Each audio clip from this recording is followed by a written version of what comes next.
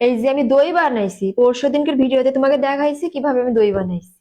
এখন তোমরা খালি প্রশ্ন করছো কার দুধ কার দুধ কার দুধ, আবার মানুষের দুধ দিয়ে দই বানাইছি। দেখো দিনই কত সুন্দর হয়েছে। বাবা, তোমাদের জন্য যেন কোনো কাজ করো আমার আরাম নেই। মানে শান্তিতে থাকতে দিবা না তোমরা আমার। এই যে আমি দই বানাইছি পরশু দিনকের ভিডিওতে তোমাকে দেখাইছি কিভাবে আমি দই বানাইছি। এখন তোমরা খালি প্রশ্ন করছো কার দুধ কার দুধ কার দুধ, আবার মানুষের দুধ দিয়ে দই বানাইছি। দেখো দিনই কত সুন্দর হয়েছে। এদিকে আগে আসো তো, ক্যামেরাটা নি। আরে এ দেখো দেখো, মানুষের দুধের দই যে এত সুন্দর ফাইন হয় এটা আমি আগে জানতাম না। তো ফ্রিজ থেকে বার করার সাথে সাথে এক বাটি দই কিন্তু আমি খাই শেষ করে ফেলাইছি।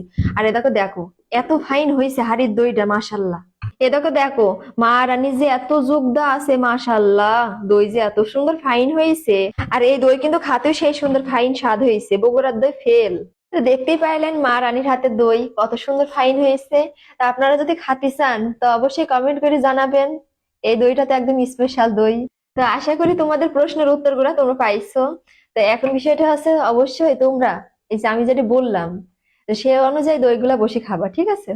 তো সবাই ভালো থাকবা, আল্লাহ হাফেজ।